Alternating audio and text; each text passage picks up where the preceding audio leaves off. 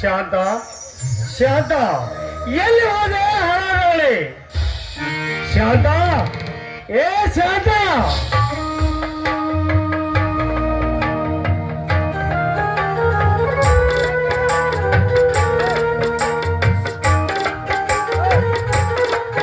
ಶಾಂತ,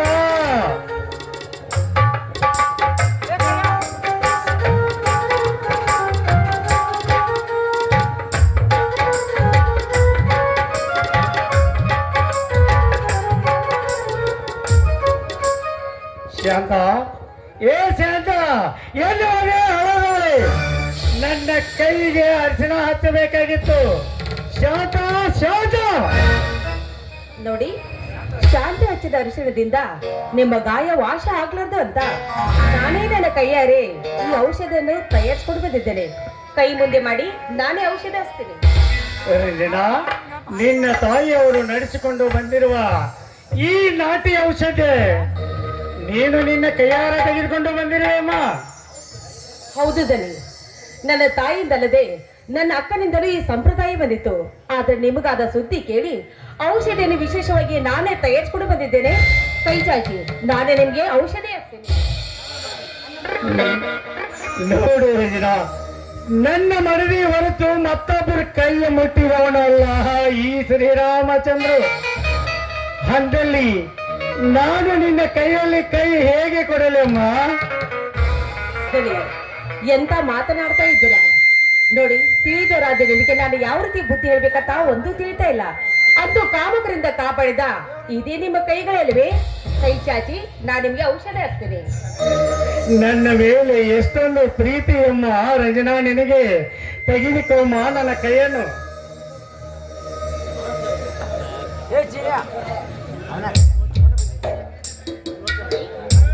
ಈ ಪ್ರೀತಿ ಶಾಶ್ವತಿ ಉಳಿಲಂತೆ ನಾನೇ ನನ್ನ ಕೈಯಾರ ತಯಾರಿಸ್ಕೊಂಡು ಬಂದಿದ್ದೇನೆ. ಈ ನಿನ್ನ ಉಪಕಾರಕ್ಕೆ ನನ್ನಿಂದ ಏನು ಸಾಯಬೇಕು ಕೇಳಮ್ಮ. ನೀನು ಕೇಳಿದ್ದನ್ನು ಕೊಡುತ್ತೇನೆ. ನೋಡಿ, ದುಡ್ಡು ಕೊಟ್ಟರು ಕಳೀತಾ ಇದೆ, ಬಂಗಾರ ಕೊಟ್ಟರು ಕಳೀತಾ ಇದೆ. ಆದ್ರೆ ಇವು ಎರಡು ಶಾಶ್ವತ ಅಲ್ಲ. ಶಾಶ್ವತ ಇರೋದು ಒಂದೇ ಇದೆ. ಅದನ್ನು ನೀವು ಖಂಡಿತವಾಗಿ ಕೊಡ್ತೀರಾ? ತಪ್ಪಿ ಕೊಟ್ಟ ಮಾತಿಗೆ ತಪ್ಪಿ ನಡೆಯುವುದು ನನ್ನ ಜೀವಮಾನದಲ್ಲೇ ಬಂದಿಲ್ಲ. ನಿನ್ನ ವರ್ಚಸ್ಸಕ್ಕೆ ತಕ್ಕಂತೆ ಬೇಕಾದ ವಸ್ತುವನ್ನು ಕೇಳು. ನನ್ನ ತಾಯಿ ಮೇಲೆ ಪ್ರಮಾಣ ಮಾಡಿ ಹೇಳುತ್ತೇನೆ, ಸತ್ಯವಾಗ್ಲೂ ಕೊಡ್ತೇನೆ. ತೆಗೆದುಕೊಂಡ ಮಾತನ್ನು. ಆಯ್ತು, ಹಾಗಾದ್ರೆ ಬೇಗ ನೀವು ನನ್ನ ಕೈ ಹಿಡಿದು ನಿಮ್ಮ ಸತಿ ಅಂತ ಸ್ವೀಕಾರ ಮಾಡಬಾರ್ದೆ? ಏನದು? ಅದೇ ರೀ, ಬೇಗ ನನ್ನ ಕೊಳ್ಳಿಗೆ ತಾಳಿ ಕಟ್ಟಿ ನಿಮ್ಮ ಸತಿ ಅಂತ ಸ್ವೀಕಾರ ಮಾಡಿಕೊಳ್ಳಿ ಅಂತ ಇದ್ದೇನೆ.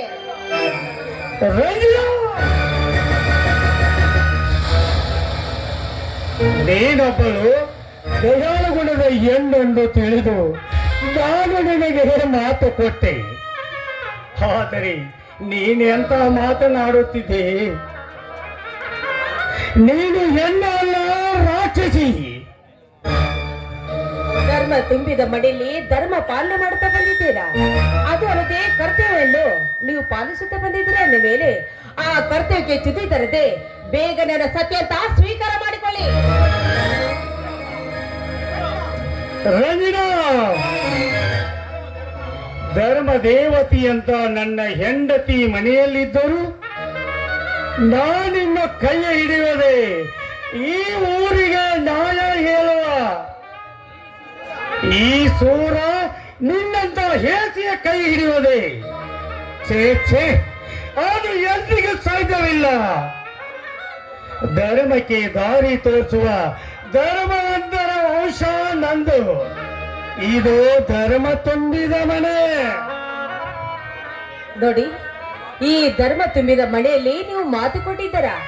ನೀವು ಕೊಟ್ಟ ಮಾತಿನಲ್ಲಿ ಅಮೃತವಿರ್ತಿ ಹೊರತು ವಿಷ ಮಾತ್ರ ಯಾವತ್ತೂ ಇರಲ್ಲ.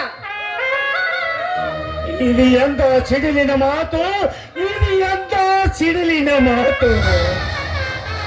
ರಂಜನಾ, ಎಂತ ಮೋಸದ ತಿರುವಿನಲ್ಲಿ ಸಿಕ್ಕಾಕ್ಸಿದೆಯೇ ನನ್ನನ್ನು.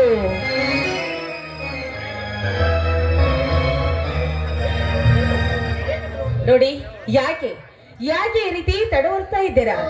ತೊಂಡಿ ಹಣ್ಣಿನಂತೆ ಎಂದು ನಿಮ್ಮ ಕಣ್ಣು ಮುಂದೆ ನಿಂತರು ಕೂಡ ನಿಮ್ಮ ಷಂಡತನ ತೋರಿಸ್ತಾ ಇದ್ರಲ್ಲ, ಎಲ್ಲಿದೆ ಆ ನಿಮ್ಮ ಕಣ್ಣಿಗೆ ಮಾತು?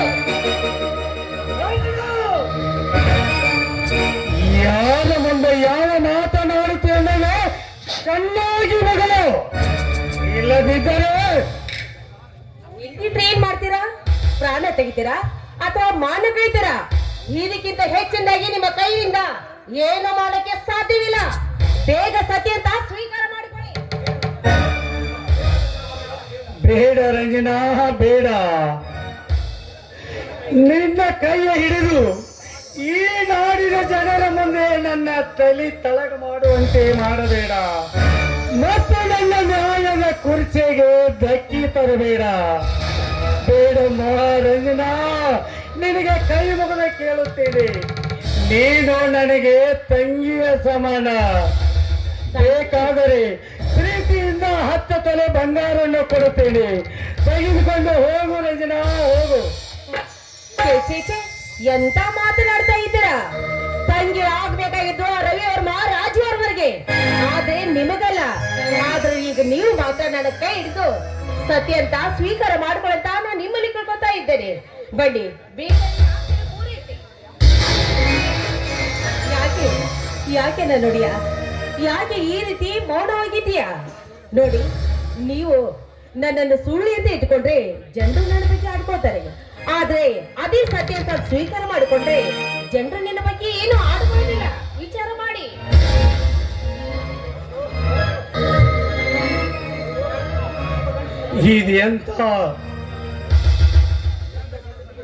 ಇದು ಎಂತ ಕಠೋರ ಸಂಗತಿ. ಈಗೇನು ಮಾಡಲಿ? ಹಸಿದು ಬಂದವಳಿಗೆ ಉಣ್ಣಬಡಿಸಿ ಇವಳನ್ನು ಕೈ ಹಿಡಲಿ. ಹೇಳು, ಇದೆಯೇ ಹೇಳು, ನಾನೀಗೇನು ಮಾಡಲಿ? ತಪ್ಪಿಲ್ಲ ಮಾಡೋ, ತಪ್ಪಿಲ್ಲ. ಬಡವರಿಗೆ ಸುರಕ್ಷೆ ಹಣ ನೀಡಿ ಅವರನ್ನು ಏನೋ ತಪ್ಪಿಲ್ಲ, ಅವ್ರದ್ದು ಏನೋ ತಪ್ಪಿಲ್ಲ. ಹೌದು ಹೌದು, ನಾನು ಇವಳಿಗೆ ತಾಳಿ ಕಟ್ಟಿ ಕೈ ಹಿಡಿಲೇಬೇಕು. ಏಕೆಂದರೆ ನಂದು ಧರ್ಮ ಒಂದರ ಅಂಶ.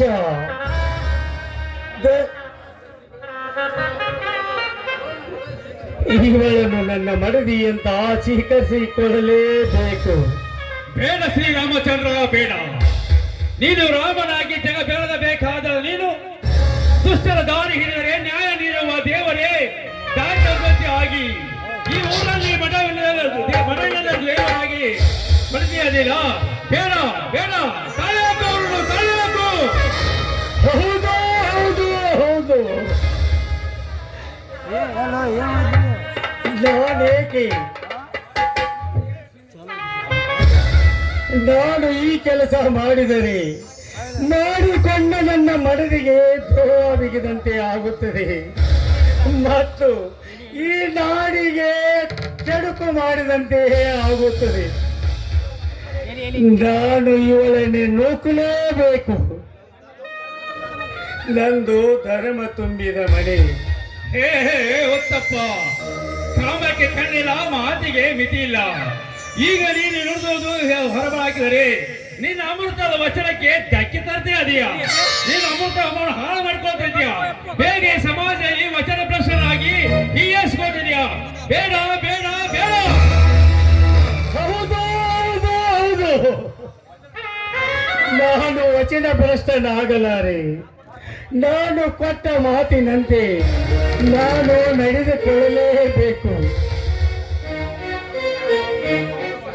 ನನ್ನ ಅಂಶ ಧರ್ಮ ಒಂದರ ಮನೆತನ.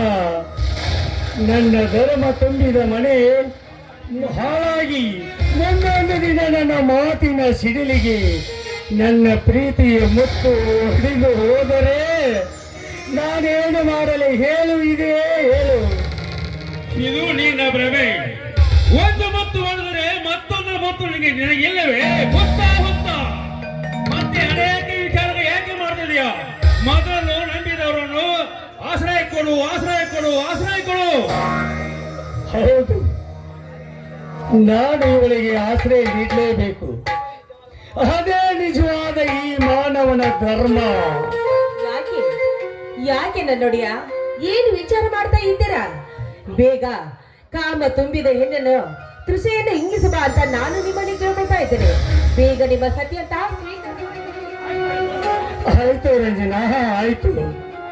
ಮುಂಜಾನೆ ಈ ಮಂಜಿನಲ್ಲಿ ತೇಜಪುಂಜರವಾಗಿ ಕಾಣುವ ಚುಂಬಿಸಬಾರದೇ ಒಂದು ಗೀತೆಯನ್ನು. ಚಂದ್ರನ ಹಿಂಬಾಲಿಸಿದ ತಾರೆಯಂತೆ, ಚಂದ್ರನ ಹಿಂಬಾಲಿಸಿದ ಚಕ್ರವಂತೆ ನಾನು ನಿಮ್ಮ ಜೊತೆನೇ ಇರುವಾಗ ನಗುತ್ತಾ ಹಾಡಿ ನನ್ನೊಂದಿಗೆ.